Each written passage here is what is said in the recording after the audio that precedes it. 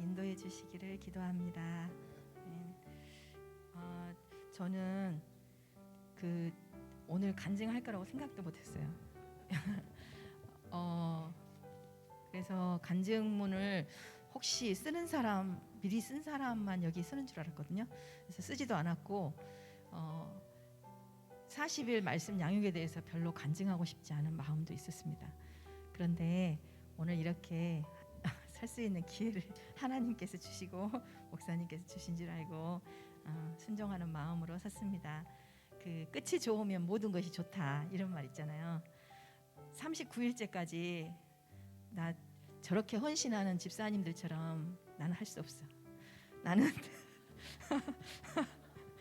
40일 말씀 그거 예전 거죠? 이제는 아니죠. 네, 예. 끝. 안 그러면 다시 드려야 되거든요. 네. 안 그러면 다시 드려야 되게 괜찮아요. 다음에 또 기회가 네. 있으니까. 그러니까 그래서 그런 마음으로 왔었어요. 그래가지고 했는데 하나님께서 그 40일째 되는 날에 기도하게 하시는 그 마음은 하나님 저 순종하겠습니다. 이런 마음이었어요.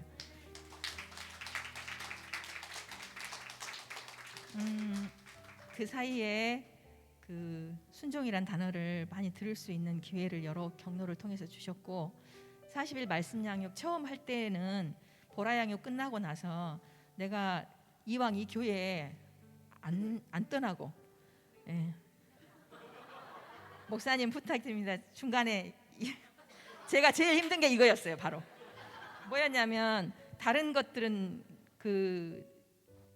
좀 저의 사연에 걸리지 않는데 저의 어린 시절 부모님 두 분 다 굉장히 큰 딸인 저를 엄하게 키우셨고 거기에 너무 훈련을 받은 나머지 이 순종이 저절로 되는 스타일의 사람이에요.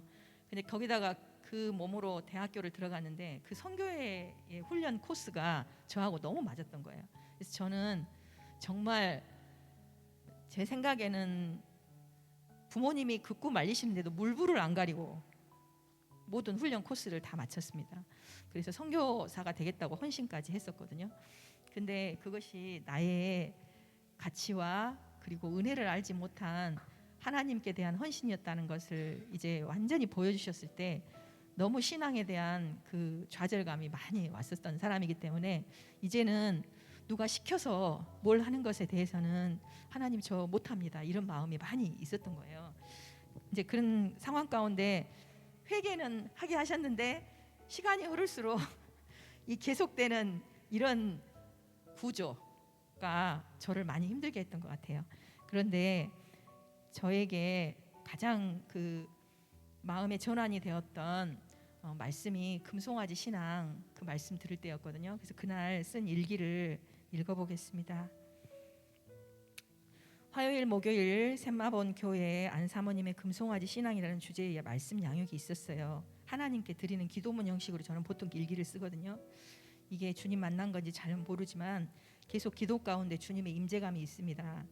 출애굽기 32장이 생생하게 다시 묵상이 되고 간절한 기도가 나오는 시간이었습니다. 주님, 제게 있는 금송아지는 무엇입니까?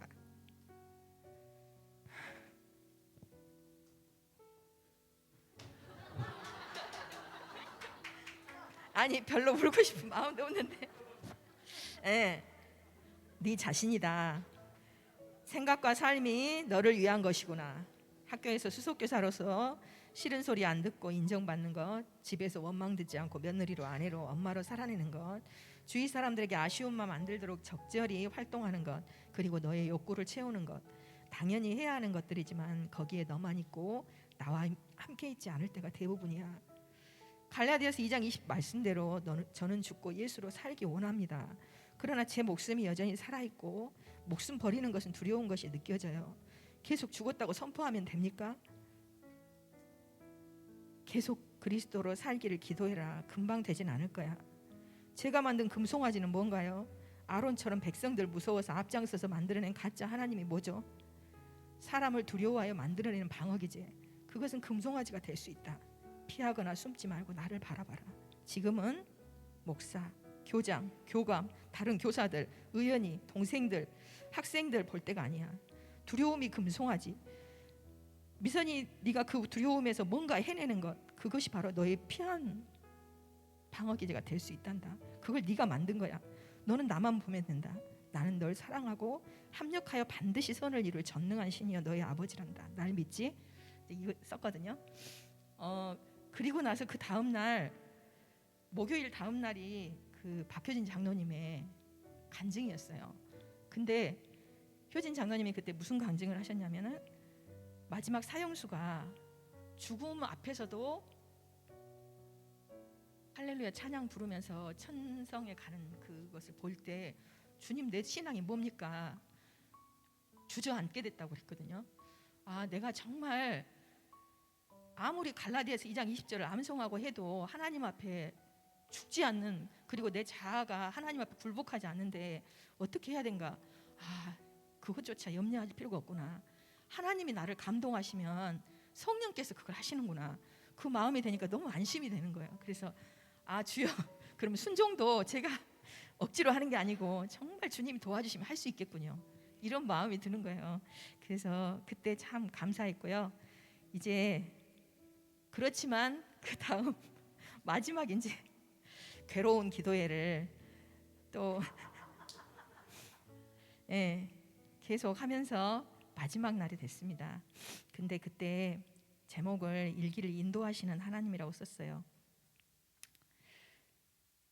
40일 말씀 양육 시간, 마지막 시간을 이제, 그러나 아직도 뭔가 그 하나님 제가 순종하려고 노력하지만 지금 현재 마음은요, 다시 40일 말씀 양육에 그 자리에 선 다음에 저 안 가고 싶어요. 이 말로 왔었거든요.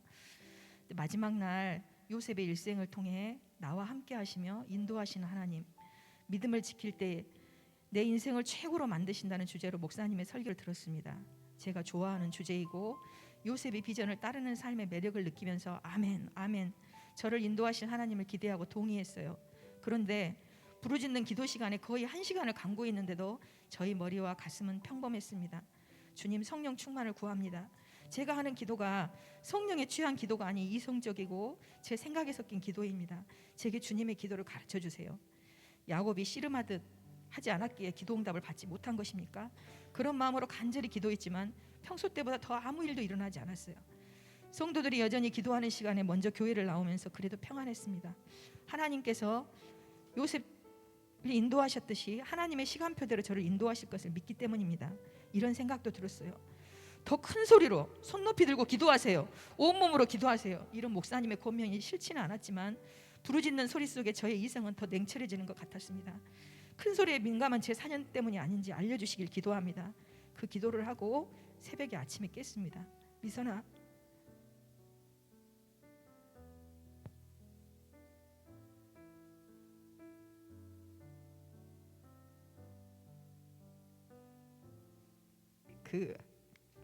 가끔 일기 쓰다가 저 하나님 음성을 듣거든요.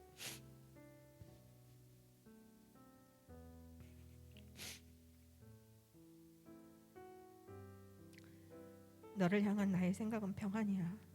말씀 양육에 후기 간증을 쓰는 것도 걱정이 되겠구나. 여전히 인도자가 주문하고 기대한 대로 네가 안 될까 봐 불편하지.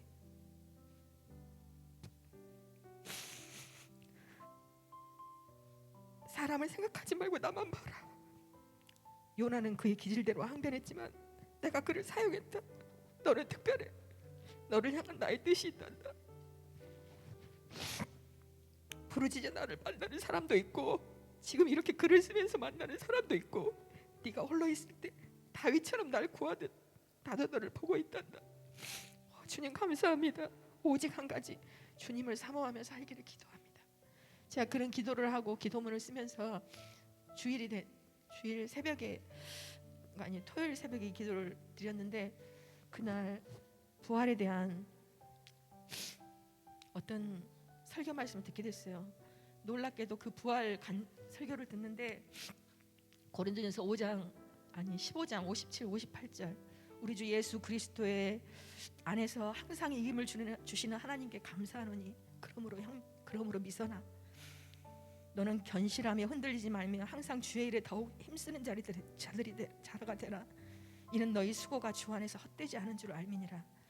저의 삶을 계속 인도하시고 이미 부활하신 주님으로 승리를 하게 하실 것과 그리고 내가 쉬지 않고 이 걸음을 걸을 때 마지막에 주님께서 그 수고가 헛되지 않게 하시리라 말씀하시는데 옛날에 외웠던 그 말씀이 얼마나 그 마음에 울림이 되는지 주님 저 있는 대로 그냥 가겠습니다. 그리고 앞으로 순종할 것도 주님께서 하시는 대로 제가 따라 가보겠습니다. 이런 기도를 드렸습니다. 팀장님 나오세요. 자, 우리 박수로 위로하겠습니다. 빨리빨리.